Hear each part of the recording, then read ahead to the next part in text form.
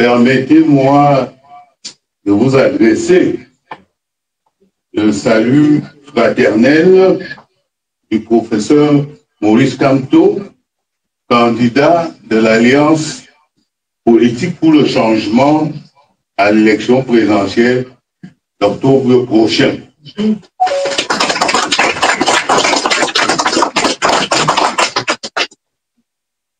Comme vous le savez, cette élection est cruciale pour l'avenir du Cameroun.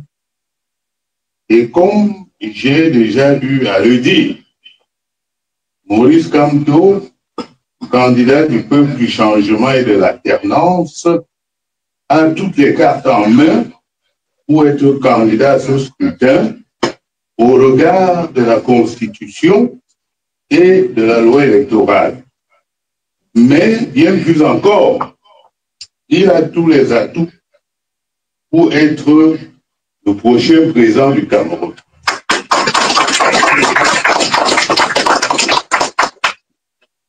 Ne vous laissez donc pas distraire par les vaines gesticulations des aventuriers et pyromanes du régime moribond et corrompu de Yaoundé.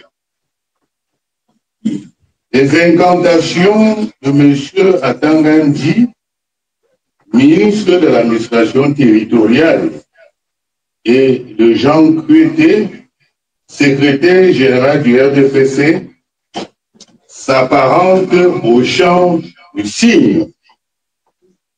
En attendant que notre candidat décline son projet de société le moment venu, je vous invite à rester concentré sur l'essentiel, à savoir inscription massive sur les listes électorales, mobilisation tout aussi massive pour aller voter et défendre notre vote. De notre côté, je puis vous assurer que la guerre que nous livrons contre la fraude électorale est totale. Nos équipes d'avocats travaillent contraintes par voie judiciaire. Le DG de l'État, M. Eric Etoussé, a publié enfin la liste nationale conformément à l'article 80 du Code électoral. Je suis en mesure de vous affirmer que nous sommes en train de gagner cette bataille fondamentale pour la transparence du processus électoral. De fait, le régime RDPC joue sa survie dans cette affaire du strict respect de l'article 80 relatif à la publication de la liste électorale nationale. En effet, de nombreux Camerounais détenant des récépissés d'inscription sur les listes, mais considérés par le pouvoir comme pas fiables ou hostiles à ses intérêts, sont arbitrairement retirés des listes, alors que d'autres réputés être des ouvriers électoraux, généralement mobilisés pour des charters électoraux, figurent plusieurs fois sur les listes dans plusieurs antennes communales des RECAM, à la fois au Cameroun et à l'étranger. En plus de ces cas, les listes électorales publiées par ELECAM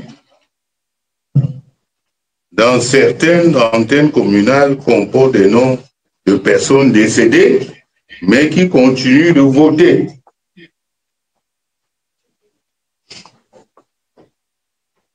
C'est par peur que tout ceci et les grossiers tripatouillages des partenaires techniques allemands de l'ECAM.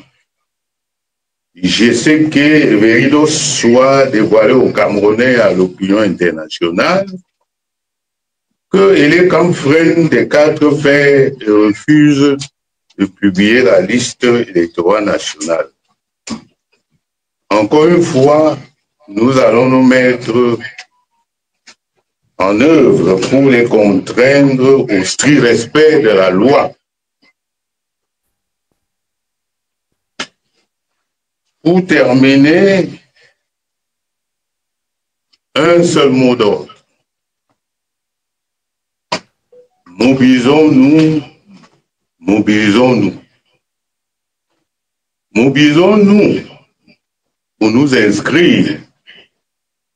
Mobilisons-nous pour aller voter.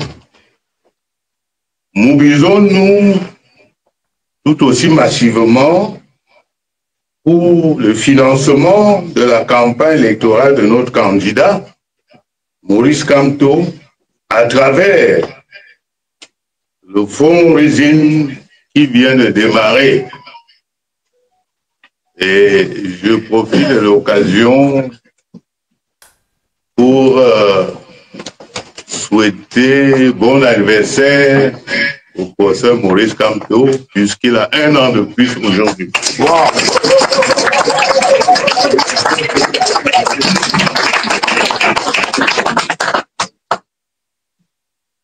En avant pour la victoire,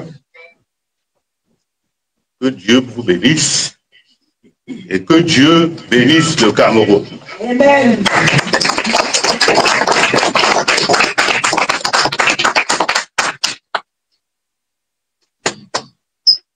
Merci pour votre bien et mon attention aujourd'hui, c'est l'honorable Philosophe.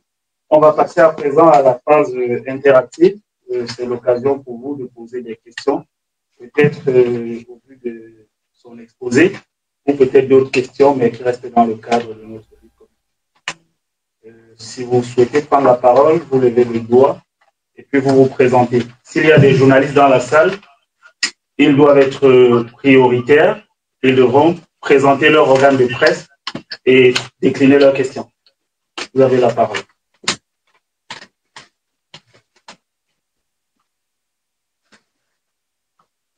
Ne soyez pas timide, hein? Ok, je vais devoir choisir si vous voulez. Ce n'est pas de question, je vais choisir. Hein. Non, c'est une causerie. Donc, oui, oui, bien sûr. Je pense que le format, en réalité, c'est celui d'une causerie. Ce n'est pas tous les jours qu'on a l'occasion d'avoir l'honorable tout près de nous, de voir à la télé. On est ici. Beaucoup parmi nous n'ont pas l'occasion d'aller au Cameroun et de le rencontrer. Donc quand il est là, il faut bien en profiter. Absolument. S'il n'y a pas de questions, tu ne vas pas les obliger. Hein. C'est sûr. Ils ont compris. Ils seront communiqués beaucoup. Alors, il y a une question. Ça va là. Il y a une question. Bonjour à tout le monde, merci à tout le monde d'être venu, merci à l'honorable, merci à notre famille combattante. Je n'ai pas une question à poser, j'ai juste à dire à l'honorable, merci de nous défendre comme tu le fais. Ta présence parmi nous, c'est une lumière et ça nous apporte un espoir et on est content parce qu'on est déjà presque au but, surtout quand on te voit parmi nous. Merci. Excusez-moi. Savannah. Tout le monde la connaît.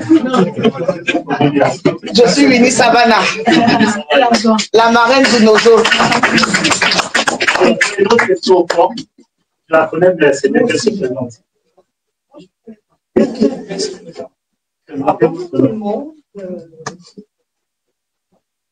Moi, je voulais juste savoir si vous demandez comment vous avez un impact sur les actions. Donc, je suis jeune de l'étranger.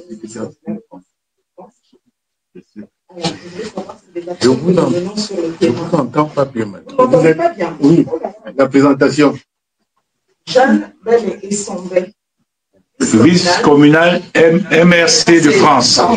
Île-de-France. Ah, Île-de-France. Voilà. Donc, j'aurais voulu savoir si vous pouvez nous dire l'impact que les actions que nous, MRC, FCC, menons sur le terrain. Si vous pensez que ça a un impact sur la lutte que nous menons pour la question du pouvoir, merci.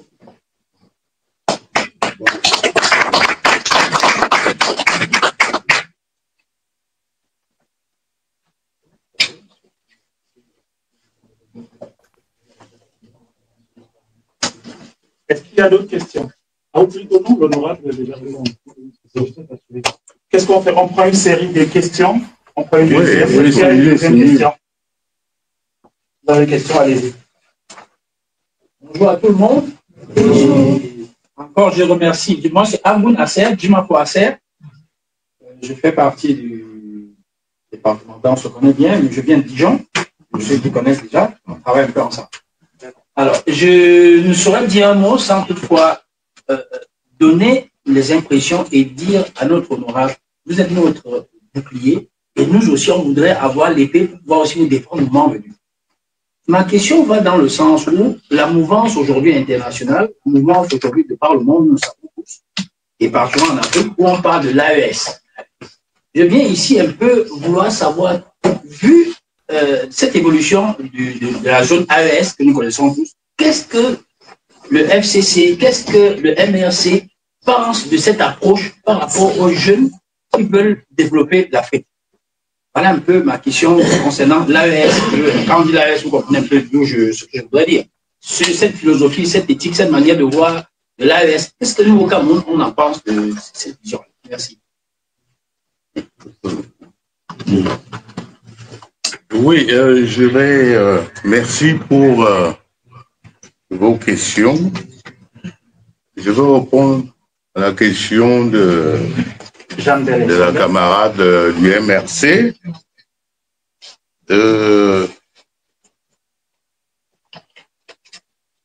L'impact de nos actions, c'est facile à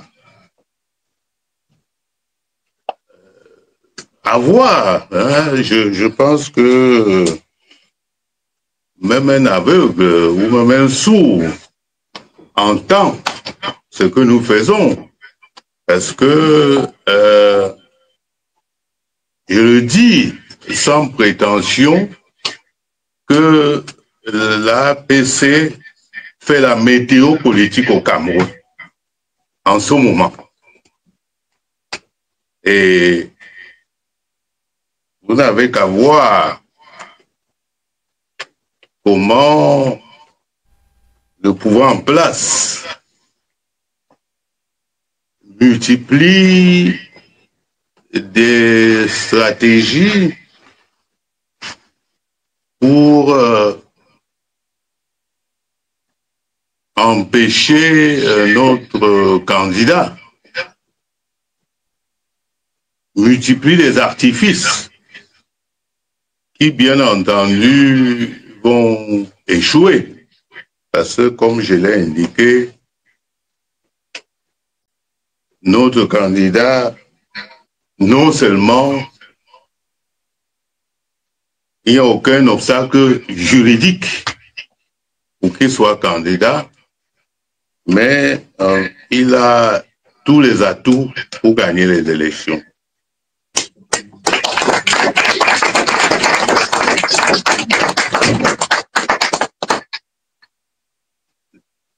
L'impact de nos actions,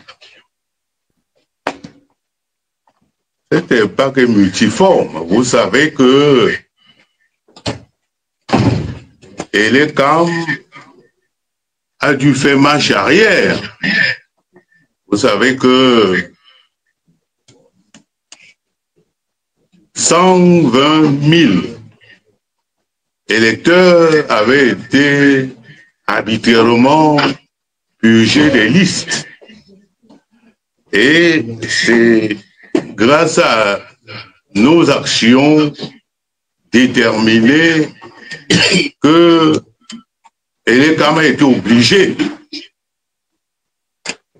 de faire marche arrière et de promettre, n'est-ce pas, de remettre, n'est-ce pas, ces électeurs sur la liste. Vous le savez, c'est grâce à notre action. Je parlais tout à l'heure de la publication de la liste nationale qui est fondamentale pour la transparence électorale. C'est grâce à notre action, y compris des procédures que nous avons engagées au niveau, n'est-ce pas, devant les tribunaux, que, y compris tout dernièrement devant le Conseil constitutionnel, que Elekam est en train d'annoncer éventuellement la publication de la liste nationale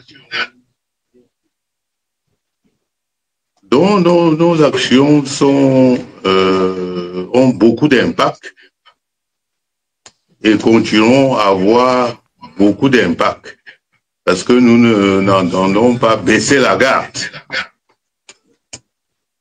Concernant la question de notre... voilà.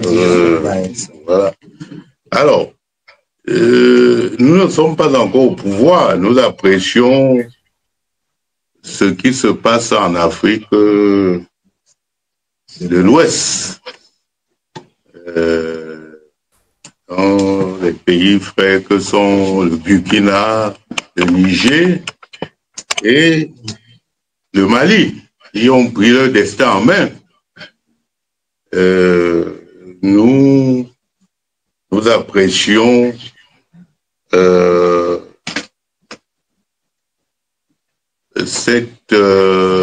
cette volonté, n'est-ce pas, de s'émanciper de l'ordre colonial. Mais il faut premièrement que nous soyons en mesure déjà de libérer le Cameroun. Il faut que nous arrivions au pouvoir, que nous arrivions aux affaires. Parce que tout ce que nous pouvons avoir comme souhait ne peut être que des vœux pieux.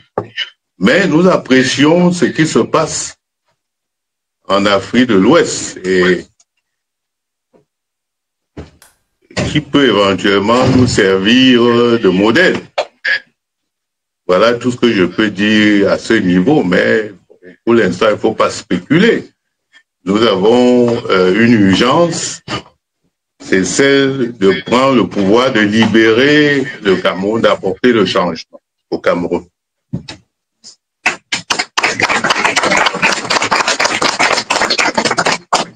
Voilà, il y a une autre question, monsieur.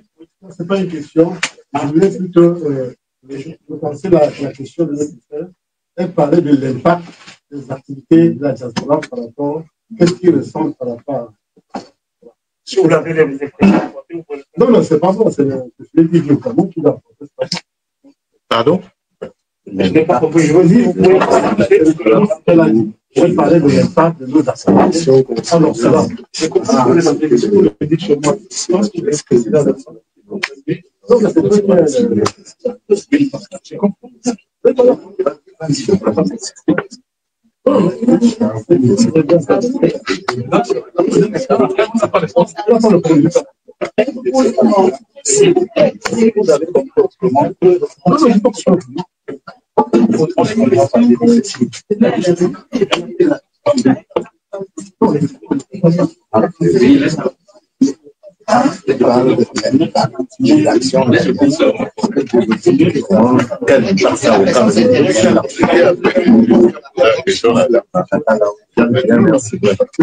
J'avais peut-être mal compris la question.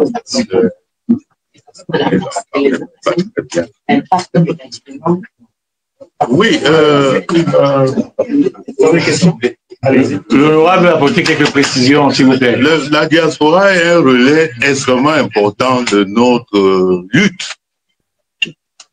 Un relais important et même indispensable. C'est pourquoi je suis là.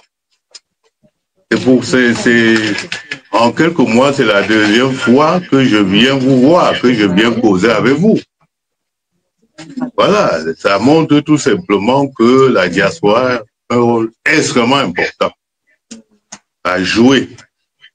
Et je pense que la diaspora camerounaise doit s'inspirer de la diaspora d'autres pays comme le Sénégal.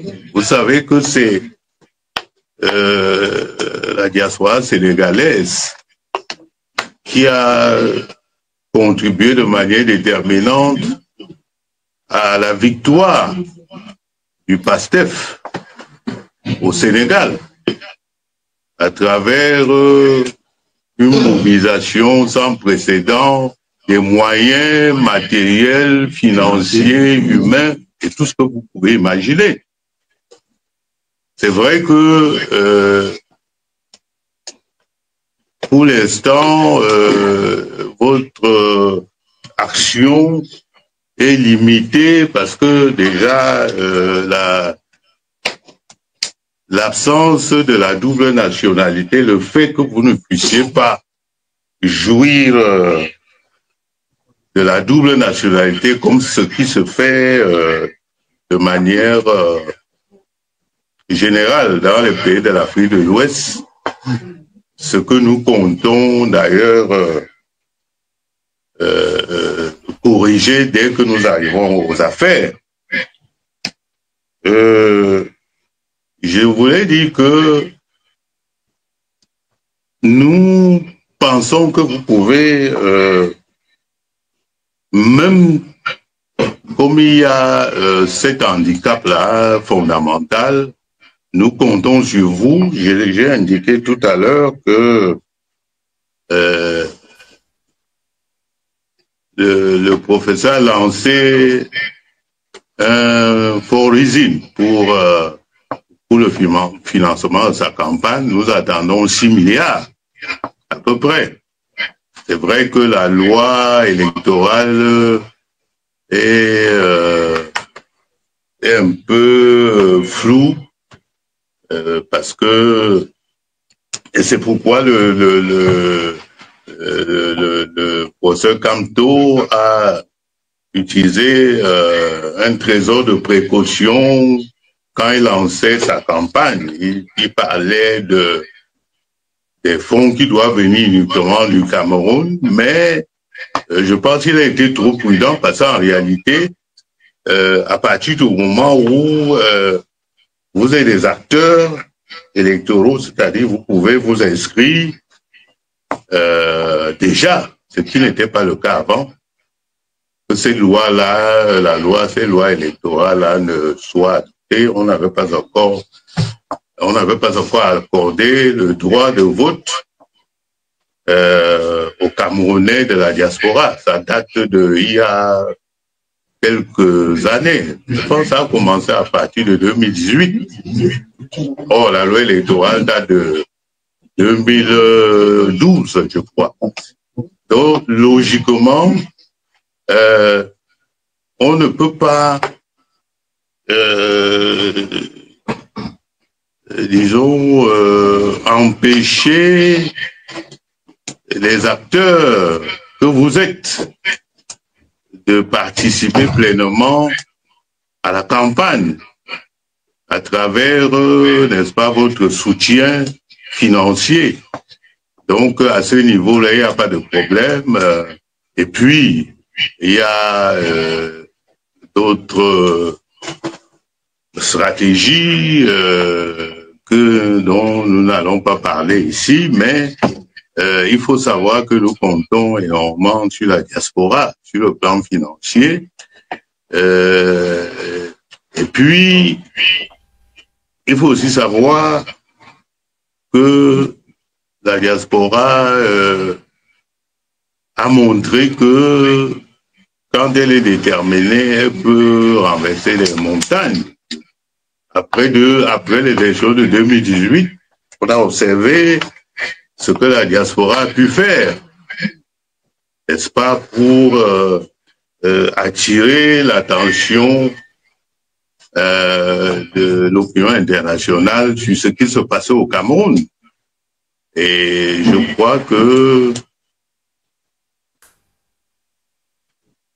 grâce aux actions déterminées de la diaspora, dans tous ses composants, M. Biya avait perdu le sommeil. Il ne pouvait plus aller se balader comme il le faisait régulièrement en Suisse. Voilà, je pense que la diaspora a un rôle extrêmement important à jouer Et nous comptons sur la diaspora pour que vraiment, comme je le disais, qu'elle s'inspire, qu'elle soit plus imaginative. Et je crois que, sans entrer dans certains détails, dans tous les pays que j'ai visités, nos compatriotes me font des propositions, surtout les jeunes, par rapport à la façon dont nous allons contrôler les opérations électorales. Il y a beaucoup de propositions, beaucoup de stratégies qui sont proposées, et je voudrais vraiment rendre hommage à la diaspora, cette diaspora vraiment combattante, militante, engagée, surtout les jeunes encore une fois. Et donc, voilà, la diaspora est... sans la diaspora, je pense pas que face à une dictature reptilienne comme celle qui est au Cameroun, je pense pas qu'on ferait... Vous savez, nous ne pouvons même pas manifester au Cameroun. Ça fait, je ne sais pas à quand remonte la dernière manifestation de l'opposition. Peut-être en 2019, avec l'arrestation de nos amis du MRC. Depuis, il n'y a plus de manifestation. Or, vous avez ce droit-là ici de manifester. Au moins, vous pouvez manifester sans courir le risque d'être jeté en prison ou d'être torturé. Ça, vous pouvez nous servir de relais au moment venu. Donc voilà, je peux prendre beaucoup d'autres exemples. Donc, pour me résumer, la diaspora est extrêmement important, indispensable pour notre lutte.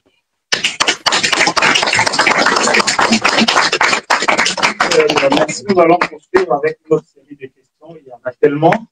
Messieurs, c'est manifesté. La parole, ensuite ce sera vous. Vous avez déjà pris la parole, on va donner la chance aux autres et puis on reviendra au cas où.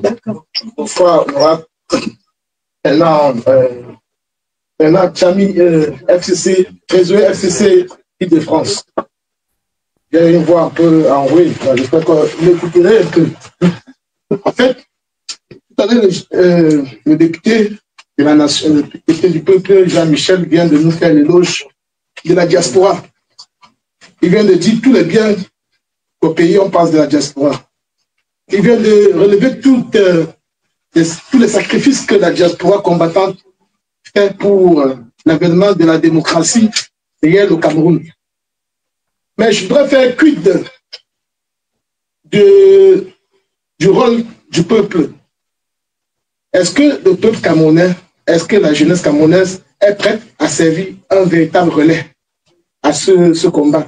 Parce que depuis 2018, beaucoup de membres de la diaspora ont sacrifié autant de choses pour l'avènement de la démocratie. Est-ce qu'en 2025, est-ce qu'ils voient un peuple camerounais prêt et à votre niveau au Cameroun, vous qui faites le tour du Cameroun, les 10 régions régulièrement, pour sensibiliser le peuple? On connaît toute votre force honorable. On vous a vu à l'épreuve. Votre capacité à renverser toutes les situations. Est-ce que vous êtes en mesure de nous donner la garantie que si la diaspora consentit des sacrifices financiers et moraux, il y aura un relais pour concourir à cette prise de pouvoir sur place au Cameroun, un relais démocratique? Je veux entendre par là, pour être plus précis. Est-ce que le relais, parce qu'on connaît ce qu'on attend, ce que ce régime est capable. On sait très bien, comme Abenzo dans le décrivait. Est-ce que sur place au Cameroun, le travail que vous faites sur le terrain de amener moralement le peuple à être prêt à... Parce que vous avez pris tout à l'heure l'exemple sénégalais. Les Sénégalais de l'intérieur, faisait le travail. La diaspora faisait sa part de job. Et il y avait un relais, il y avait une synergie. Est-ce que nous sommes prêts, si vous êtes prêts à nous dire ici devant l'Assemblée, que si la diaspora mobilise ce qu'il faut, c'est financièrement, on est prêt à faire notre job? Est-ce que vous êtes sûr que sur place, les 8 mois qui nous restent à vivre avant les élections, vous êtes prêts à valider ce qu'il faut sur place au Cameroun afin qu'on arrive finalement à cette alternance? Merci. Merci. On va poursuivre avec 2 autres questions et ensuite on laissera le temps à l'honorable de les digérer en répondant avant de passer une fois de plus la parole aux personnes. Allez-y, chef. Bonsoir, l'honorable. Je viens de l'Espagne, je suis résident bénin. Ma préoccupation est de savoir si on peut envisager une fusion dans un proche avenir entre MRC et FCC comme ce local.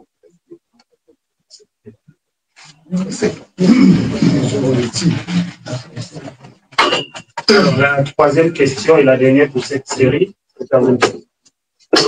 Bonjour, honorable. Merci pour tout ce que tu fais. Merci pour toute la lutte que tu as, que nous t'appelons combattant. Tu l'es. Ce que je veux dire là, c'est pas forcément poser une question. Je veux dire, je profite de cette occasion et de vos quelques questions qui t'ont posé tout à l'heure concernant la diaspora pour dire, j'appelle à toutes les Camerounaises et tous les Camerounais, combattants et combattants, révolutionnaires, activistes, à venir aux EGR de la résistance qui vont se dérouler sur 2 jours à Bruxelles, du 14 au 16 mars. C'est très important. Ces EGR ont pour ambition de construire une diaspora forte, active et connectée. C'est une opportunité où nous tous nous devons saisir pour reprendre notre destin, le destin des Camerounais. C'est pour ça que je me lève par rapport à tout ce que j'ai entendu, pour profiter de cette occasion où il y a les journalistes pour lancer cet appel. Voilà ce que je voulais dire. Voilà. Merci, merci. Et encore merci au grand. Il faudrait vraiment que tout Camerounais qui veut le changement au Cameroun puisse se déplacer sur Bruxelles, en Belgique, sur 2 jours. C'est du 14 au 16 mars. Vu que finalement, ce n'était pas forcément une question, on va donner la chance à personne. C'était une annonce. Madame, allez-y. S'il vous plaît, on condamne. Bonjour, Janine Le secrétaire générale de la Fédération départementale. Bonjour, honorable. Bienvenue parmi nous. Ne croyez pas que si nous ne posons pas de questions, c'est parce qu'on a le fait de vous écouter tous les jours. On a tellement de réponses à nos questions. Mais ma question aujourd'hui, parce qu'on voit à l'hôpital, chacun y va. En tant qu'activiste et adhérent du FCC, j'aimerais savoir, honorable, pourquoi est-ce qu'un activiste pense qu'il ne peut pas adhérer à un parti politique? Pourquoi à la diaspora française, là où je suis, beaucoup d'activistes pensent que dire qu'ils adhèrent à un parti politique serait frein à leur combat? Pourtant, nous avons, vous, excusez-moi, monsieur Michel Nincheux, plus activiste que vous, il n'y en a pas. Vous êtes président national d'un parti politique. Nous avons fait, s'il faut citer nos pères, Nelson Mandela qui avait un parti politique. Papa Oumiobe, tous ces gens-là, Félix Monet, appartenaient à un parti politique. Pourquoi la génération, après nous autres, voilà, pense que, affirmer que on est dans un parti politique serait frein pour son activisme? C'est ma question. Merci, merci. Je vais commencer par la dernière question, mais bon, je vous retourne la question, tout simplement. Je pense qu'il y a des activistes dans la salle et nous les attendons les bras ouverts. dans nos différents partis, dans les partis de l'APC qui viennent. Nous n'avons jamais rejeté les activistes parce que nous connaissons leur capacité de mobilisation, leur engagement dans la lutte. Donc, la question leur est posée. Nous souhaitons qu'ils s'engagent. C'est vrai que quelquefois, les activistes pensent qu'ils doivent être dans un cadre où ils peuvent avoir plus de liberté. Nous avons eu ce débat par le passé, pendant les années de Brest, où il y avait des associations, il y avait des partis politiques, et les organisations les plus qui étaient les plus j'allais dire les plus déterminées, les plus engagées, c'était les associations. Hein, c'est pourquoi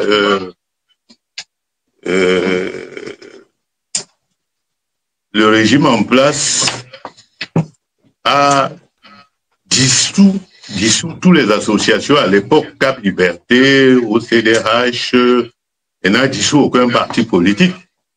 Parce que les associations étaient dans des groupes de pression, étaient celles qui menaient véritablement les actions sur le terrain, qui organisaient les villes mortes à l'époque. Bon, je peux comprendre que certains activistes réchignent à s'engager dans les partis politiques où il y a quand même la discipline. Vous comprenez? Où quelquefois on ne peut pas assumer certaines choses. Vous comprenez? Assumer certaines actions. C'est pourquoi certains partis politiques, historiquement, avec des branches d'activistes affiliés à ces partis-là, sans véritablement, de manière formelle, être les militants de ces partis-là. Et quand elles posaient des actes qui étaient disons, positifs, on les récupérait. Quand c'était des actes négatifs, on pouvait, n'est-ce pas, se désolidariser, vous comprenez? Hein, donc, c'est juste une question d'organisation. On peut bien s'organiser de sorte que... Moi, je pense que les activistes ont leur rôle à jouer. La base, par exemple, pour ne pas la citer, joue un rôle extrêmement important. Et je pense qu'elle doit continuer à jouer ce rôle. Mais je sais qu'en même temps, dans la base, il y a des militants des partis politiques. Peut-être pas, ils ne sont pas tous militants, mais il y en a qui sont encartés dans les partis politiques. Donc, ce qui est important, c'est d'être efficace. D'être efficace. Normalement, dans les pays organisés, véritablement, on a des organisations de la société civile, syndicale, qui se mobilisent à des moments déterminants pour faire avancer les causes. Ce qui n'est pas le cas au Cameroun, parce que, bon, la société civile, vous savez, qu'elle n'existe pratiquement pas. Les syndicats, bon, n'en parlons plus. Les syndicats ne sont pas véritablement... Ceux qui sont indépendants ont fait tout pour leur mettre les bâtons dans les roues. Donc, moi, je pense que les activistes ont un rôle extrêmement important à jouer. Et je profite pour faire donc une transition sur la question je pense ta question. Moi, je pense que quand vous voyez ce qui se passe au Cameroun, l'engouement qu'il y a depuis que nous avons lancé cette dynamique de l'Alliance politique pour le changement, vous avez vu que, j'allais dire, l'ambiance qu'on avait en 1992, cette ambiance est revenue. Les gens vont s'inscrire sur les listes électorales massivement. On a atteint pratiquement la barre de 8 millions. C'était le plafond de verre. On l'avait jamais atteint. Et je suis convaincu que, en tout cas, notre objectif, c'est d'atteindre au moins 10 millions. Et quand à chaque fois j'insiste sur la mobilisation,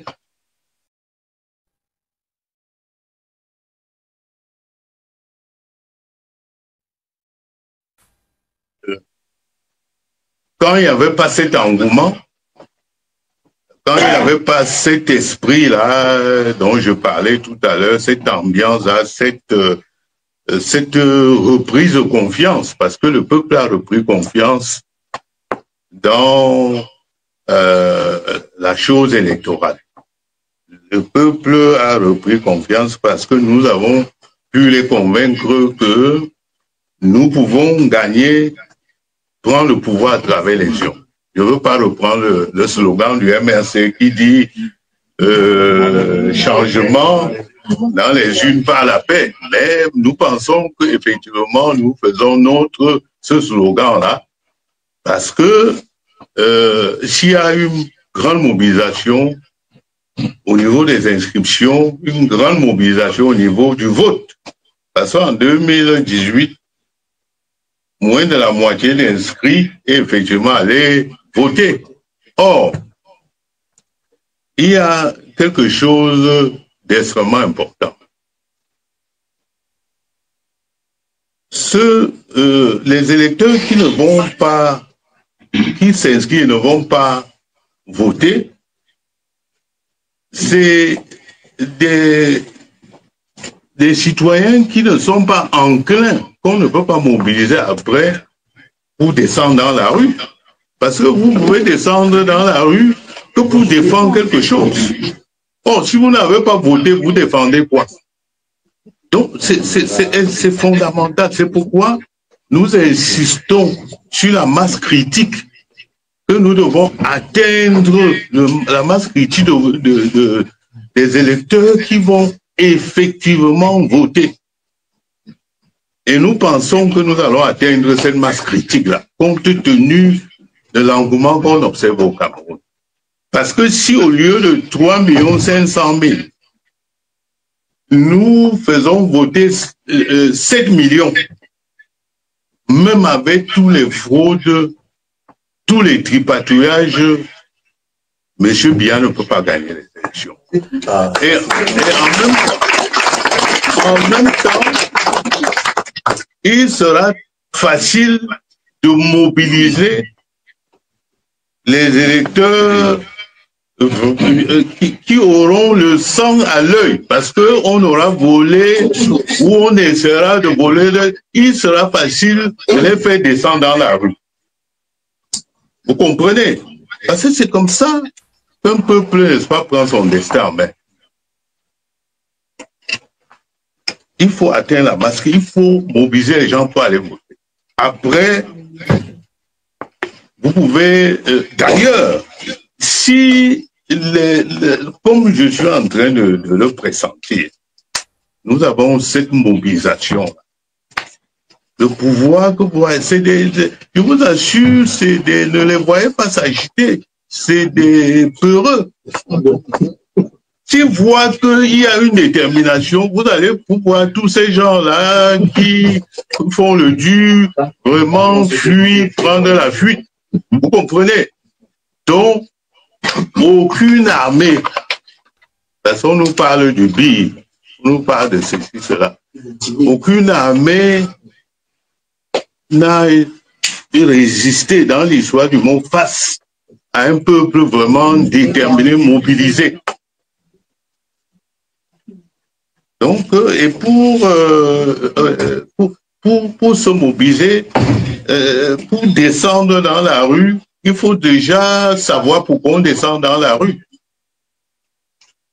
Les gens qui ne vont pas voter, vous leur demandez de descendre, faire quoi, défendre quoi. Donc, c'est très important. C'est pratiquement scientifique. Il faut cette masse critique-là, que les gens se mobilisent et nous sommes convaincus, malgré tous les manœuvres pour décourager les électeurs, parce que le régime en place n'a aucun intérêt à ce que le nombre de votants augmente. Ceux qui restent à la maison, en réalité, votent sans le savoir pour bien. Le fait de rester à la maison, vous votez pour. C'est clair. Parce que c'est nos électeurs qui restent à la maison. Les électeurs de M. Biya se mobilisent toujours. Il n'y a pas d'abstention dans son électorat. Donc, c'est pourquoi nous sommes en train vraiment de travailler à ce niveau-là. Pour mobiliser les électeurs qui est cette masse critique et surtout pour sécuriser leur vote. Je ne veux pas en dire plus parce que ça relève de la stratégie, mais nous sommes en train de travailler dessus. Voilà, donc je pense que, bon, par rapport à... je pense qu'il ne faut pas qu'on revienne au parti unique. Vous savez, le MRC, le FCC et d'autres partis membres de l'Alliance politique pour le changement, c'est parce que à un moment donné, nous avons pensé avoir quelque chose, un dénominateur commun, avoir des valeurs que nous défendons. C'est pourquoi nous on se met ensemble. C'est pourquoi nous mutualisons nos moyens.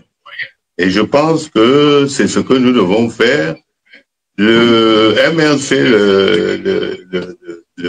le FCC et d'autres partis, parce que je vous assure que nous avons à peu près 18.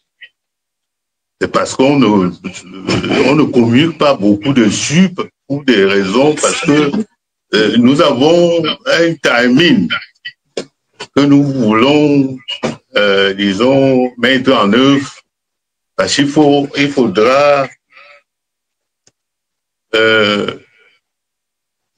sécuriser d'abord, bon, je veux pas, je voudrais pas, je vais en dire plus que je voulais, mais pour l'instant, nous ne voulons pas commencer de manière formelle les réunions de l'APC. Parce que si on commence les réunions de l'APC avec ce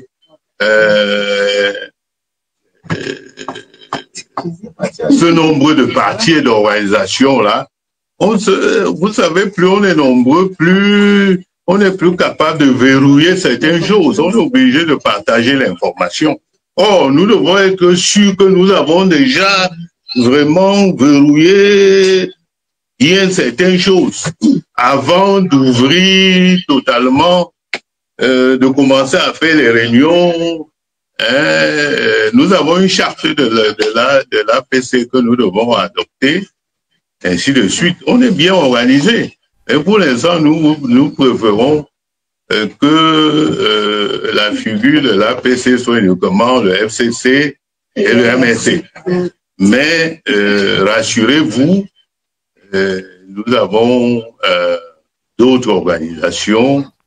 Nous avons, parce que le but de l'APC, ce n'est pas seulement de regrouper les partis politiques, bien entendu. Il y a des associations, il y a même des personnalités religieuses, il y a des universitaires, il y a nous avons tout ce monde-là dans l'APC, mais le moment venu, nous allons travailler de manière, tout le monde va savoir qui est dans l'APC, qui fait quoi.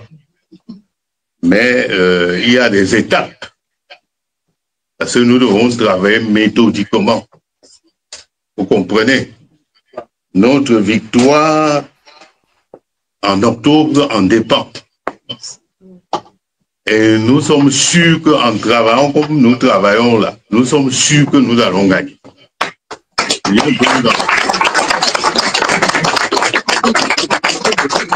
Déjà parce que, je le dis et je le répète, notre candidat sera effectivement candidat. Sa candidature ne sera et à ce niveau que le pouvoir en place est en train de manœuvrer parce que M. Biya ou quelqu'un d'autre, un autre candidat, c'est qu'il n'a aucune chance devant notre candidat. C'est pourquoi ils veulent gagner sur tapis, mais ça ne se passera pas comme ça.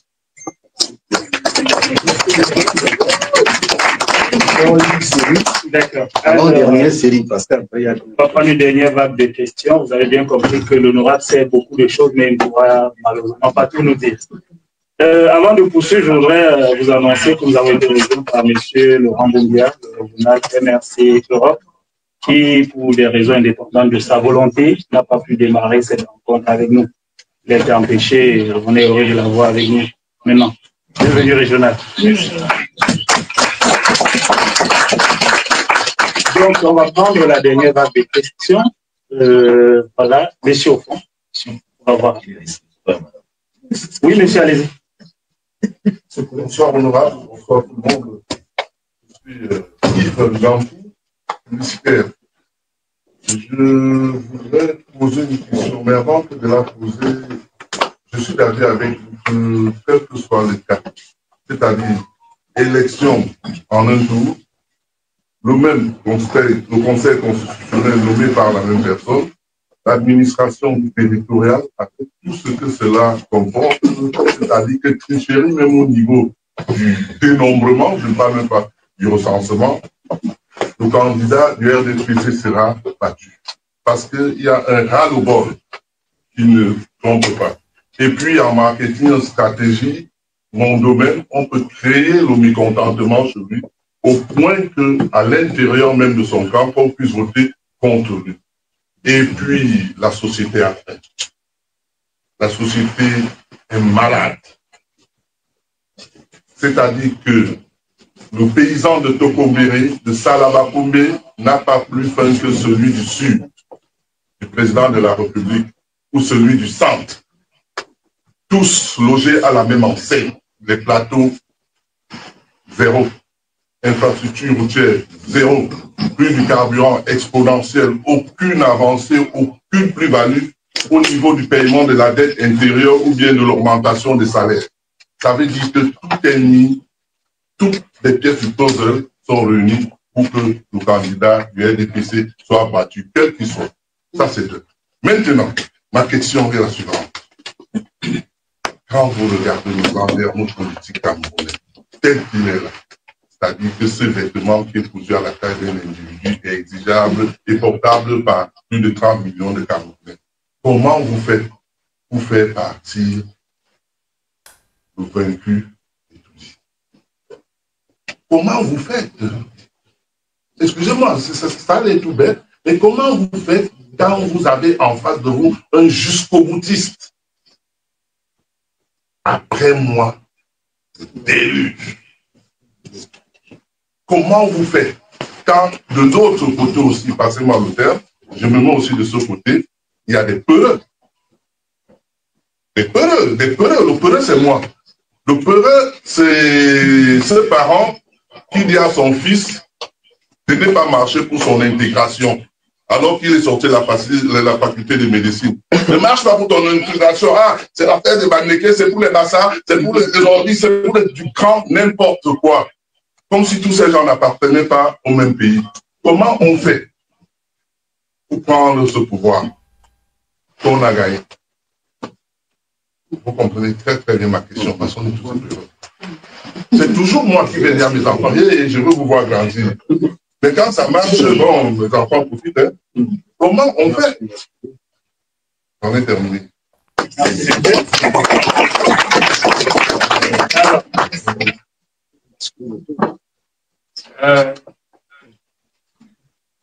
Marcel est venu du MRC.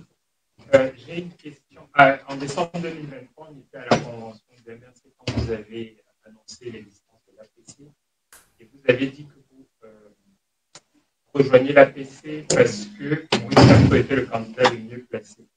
Donc, ma question, c'est est-ce qu'au-delà de ce choix rationnel, dans le mandat politique camerounais, est-ce qu'il y a également une alliance programmatique? C'est-à-dire, est-ce que dans le cadre de l'APC, il y a des discussions sur le contenu du programme, ou alors c'est le programme du MRC, tel que les autres, s'il y a quand il y aura victoire, tous les autres seront.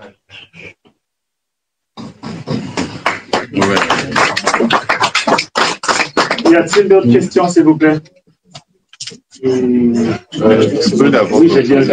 il faut poser. Elle a posé une question. Non, elle n'a pas posé de question, il faut lui donner. L'honorable peut répondre à la question. Bon, je remercie le compatriote qui, voilà, pour sa contribution, parce qu'il a accepté une contribution, mais je pense que j'ai répondu à votre question, un peu par anticipation. Comment on fait partie BIA, enfin, comment faire que après notre victoire quitte étudie? Je vous ai répondu. J'ai dit que il faut qu'on se mobilise. Il faut déjà qu'on gagne massivement. Il faut qu'on gagne massivement. Si on gagne massivement, vraiment, l'aéroport est même dans votre question. C'est-à-dire que, comme je le disais tout à l'heure, plus les gens se mobilisent, je vous assure que je ne vais pas mal parler de ceux qui ne sont plus avec nous, parce qu'il faut pas parler éviter de parler des morts. Mais j'étais un acteur important en 92. Nous avons gagné, mais on n'a pas fait ce qu'il fallait faire. On n'a pas lancé les mots d'ordre qu'il fallait, qui correspondaient au contexte. Et j'en ai voulu à mon président national de l'époque, enfin, au candidat de l'époque, qui a préféré, bon, se défausser en disant qu'il ne veut pas marcher sur le sang des Camerounais pour aller à Étouti.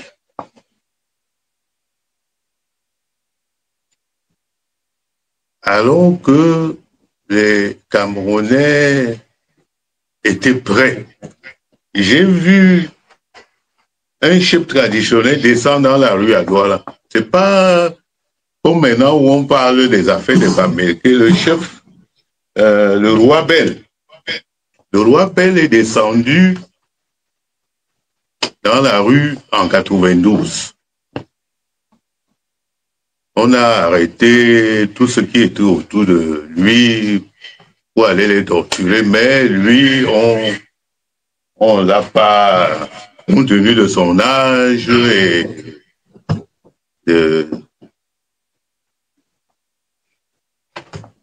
des fonctions traditionnelles qu'il occupait, on l'a pas torturé comme son cousin Mukure Manga.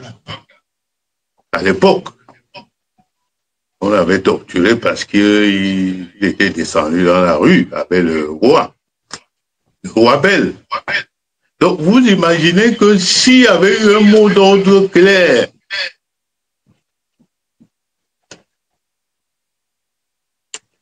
il y a des choses que je ne peux pas dire parce que, vous savez,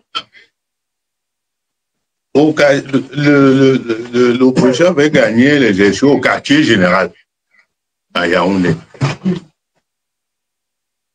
On avait gagné les élections au quartier général. C'est-à-dire l'armée, l'élite de l'armée avait voté pour le changement.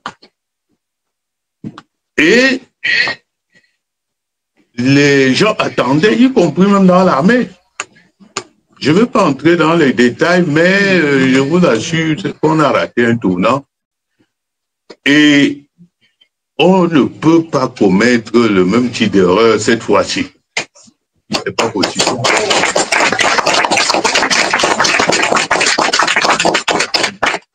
peut pas commettre.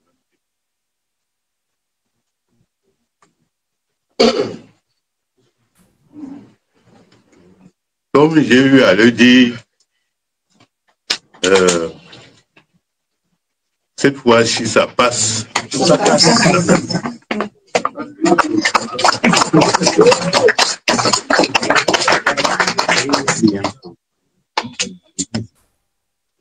Oui, programme, bon,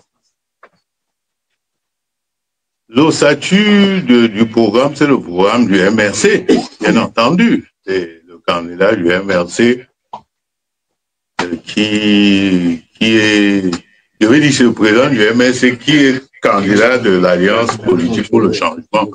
Maintenant, il y aura certainement des petites touches qu'on pourra apporter, on pourra enrichir ce programme. Vous comprenez? Donc, ça va être le programme de l'Alliance pour le changement. Même si on ne touche rien à ce programme-là, ça veut dire qu'on l'a accepté et devient le programme de l'Alliance politique.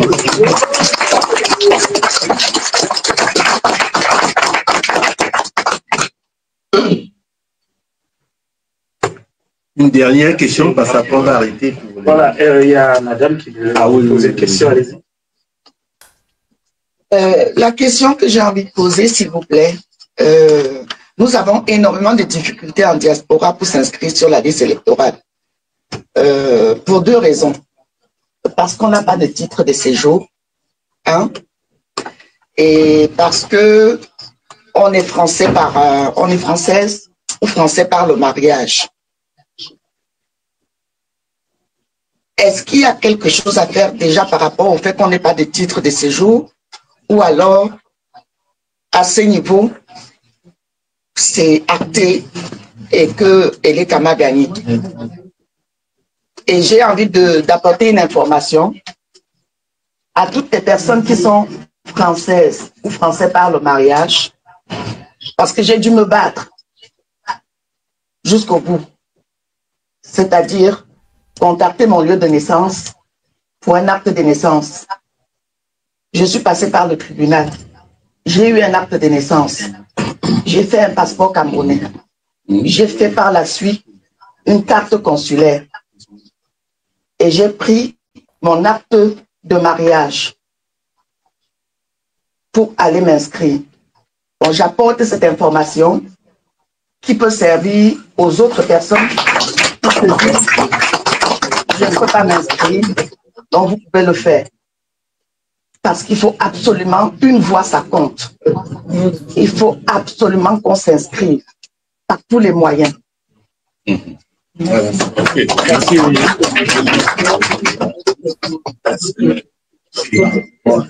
Honorable, je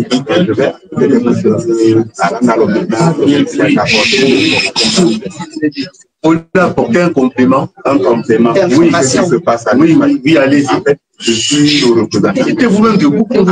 Je suis le représentant du MRC et lors de la réunion avec le conseil électoral, nous avions convenu qu'on pouvait utiliser le patron pour pouvoir s'inscrire. Bon, il devait nous répondre sous 15 jours et ça fait des mois qu'ils n'ont jamais répondu. Donc, le patron pouvait substituer le titre de séjour. Parce qu'il y a eu un débat sur ce qu'on entend par titre de séjour ou permis de résidence. Donc, nous avons un document là-bas qu'on appelle le patron qui certifie que tu résides. Et c'est un document hautement important pour l'administration espagnole. Donc, je ne sais pas ce qu'il en est. Je n'ai pas eu de retour. Et le responsable des élections, le chargé d'affaires, dit que c'est un problème du conseil électoral. Donc, c'est une information que je vous apporte pour voir si vous pouvez faire quelque chose à votre niveau là-bas. Est-ce qu'une dernière question, s'il vous plaît? Oui, ça, c'est pas une question. Complément d'information. C'est une information. Oui, j'ai un complément d'information par rapport à ce qu'il vient de dire. Sur ce qui prouve. Oui. En fait, par rapport à ce qu'il vient de dire, un document important qui prouve qu'on réside réellement, régulièrement en Espagne, nous, en France, qui n'avons pas de titre de séjour, nous pouvons utiliser notre AME, l'aide médicale de l'État, pour dire à l'ambassade que l'État français a reconnu notre présence sur le territoire. Et nous sommes sur le territoire. Nous pouvons donc bénéficier, car nous ne sommes pas illégalement, l'État français nous reconnaît. Je pense aussi, comme c'est un document de l'État est important, bousculons, retrouvons-nous le 14 mars en Belgique. Il faut qu'on essaie d'arracher notre victoire.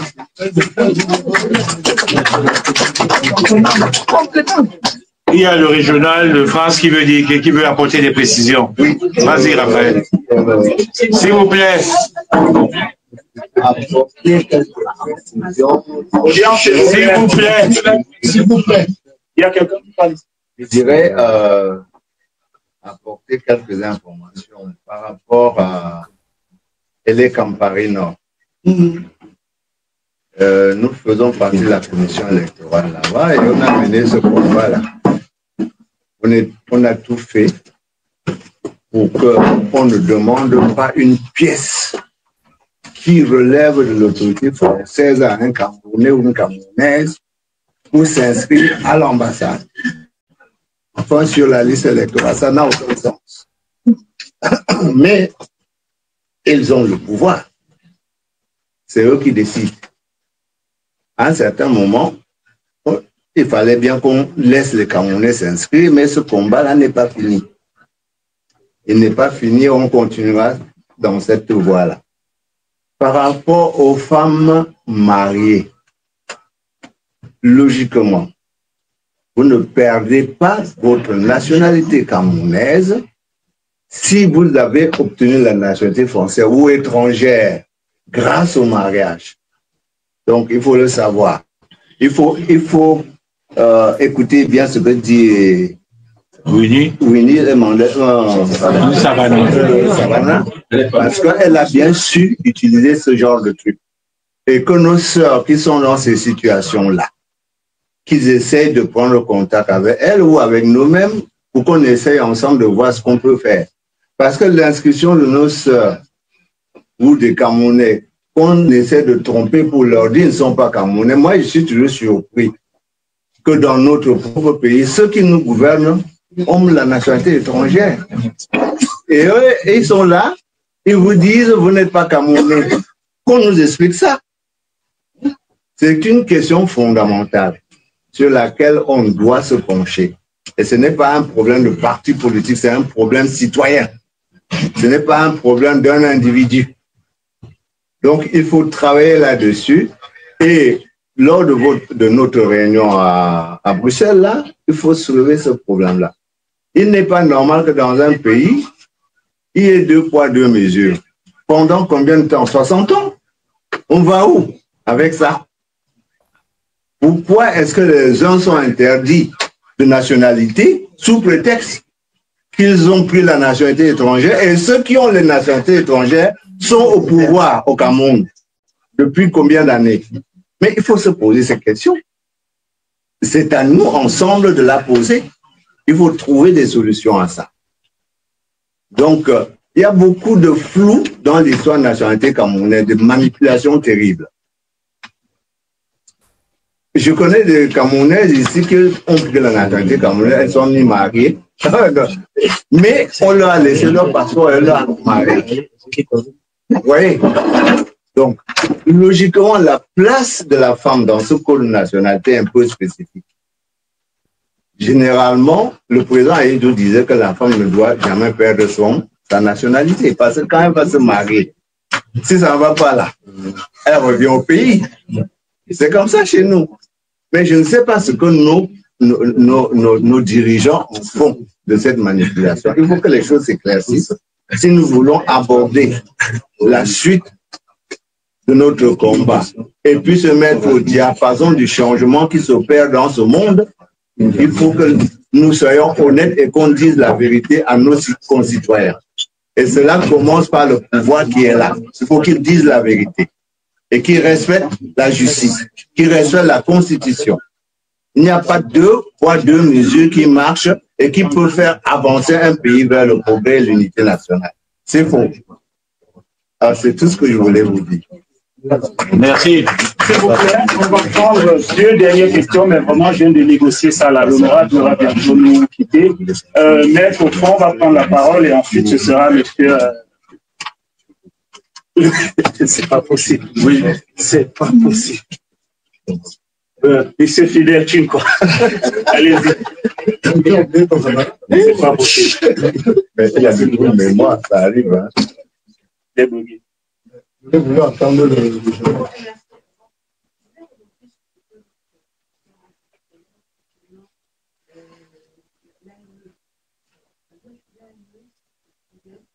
c'est une des preuves de résidence sur le terrain. Et je rebondis sur ce que vous avez dit. C'est des preuves de présence sur le territoire. Et je sais que pour les demandes de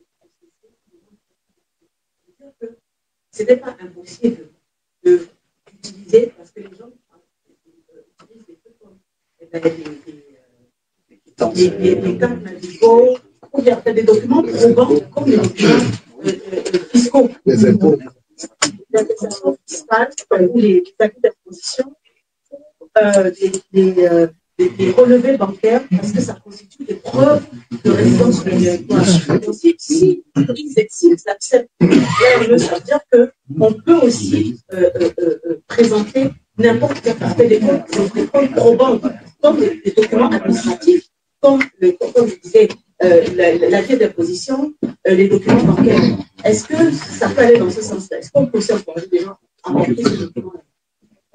Merci, maître. Je crois pouvoir répondre à ça. On va, parce qu'on est vraiment tenu par le temps, on va laisser Fidèle poser sa question et après, en 2 secondes, je laisse. Allez-y, Fidèle. Bonsoir, l'assistant. Bonsoir, honorable. Soyez les bienvenus dans notre communauté. Ça fait un grand plaisir de vous voir et que vous attirez autant de monde. Ça montre que les Camerounais sont toujours à l'éveil. Je constate que l'assistance est tournée vers la problématique des élections. Ils ont raison, mais les choses sont pourtant assez claires. Mais nous n'avons pas le courage d'aller et voir s'il y a un refus ou pas. Depuis les élections de 2018, je parle comme ancien responsable MRC de la région parisienne. Voilà. Depuis les élections de 2018, nous sommes allés à l'ambassade pour obtenir le titre consulaire. On vous demande votre pièce de votre attestation d'électricité, tout simplement. Oui. Il ne complique pas pour vous donner cela. Et ensuite, vous donnez la carte d'électeur. En ce qui concerne les élections, être français ou pas, en réalité, tous mes militants et tous ceux qui étaient au courant, françaises, même ayant la nationalité, sont allés et on leur a permis de s'inscrire sur la liste. Il n'y a pas eu d'opposition Donc, permettez, il n'y a pas eu d'opposition. Pourquoi? Tout à l'heure, vous disiez que on accepte certains qui ont la double nationalité. En réalité, dans l'article de la Constitution, où on parle de la nationalité, de la perte de nationalité, il ne suffit pas d'avoir la nationalité française pour perdre la nationalité camerounaise. Donc, parmi tant de points, pour les femmes, vous l'avez déjà dit, il y avait un troisième point qui dit il faut qu'il y ait un décret du... Dans la Constitution, il est mentionné qu'il faut qu'il y ait un décret du président de la République pour vous retirer la nationalité. Donc, normalement, la problématique s'est posée en Angleterre. Les Camerounais ont ressorti certains Camerounais qui avaient la nationalité britannique, qui avaient la carte d'électeur. D'autres Camerounais du MRC sont allés gentiment. On a constaté qu'en réalité, il n'y avait pas l'article qui fait de toi de perdre la nationalité. Il faut un décret du président de la République. Je dis que c'est dans la Constitution. Je ne dis pas que j'ai lu. C'est dans la Constitution. Donc, normalement, vous deviez aller à l'ambassade, faire valoir que vous connaissez vos droits, et malgré le bavardage, tout se passe. Tout se passe normalement. Mais beaucoup d'entre nous n'avions pas le courage d'aller. J'ai fini. Merci Fidèle. Merci à tous. Oui, on va donc écouter en quelques secondes, s'il vous plaît. On va écouter M. Emmanuel Fomo du FCC Benelux. S'il vous plaît. Je tenais juste à ajouter une chose, c'est de dire que concernant la loi électorale, il faut maintenir une certaine pression. Vous savez que c'est des gens qui ne cèdent à rien. Ils ne cèdent pas tant qu'il n'y a pas de... Voilà. En réalité, la loi électorale au Cameroun n'impose même pas de titre de séjour pour s'inscrire, parce que c'est une incongruité. Vous ne pouvez pas, au sein d'une représentation diplomatique ou consulaire,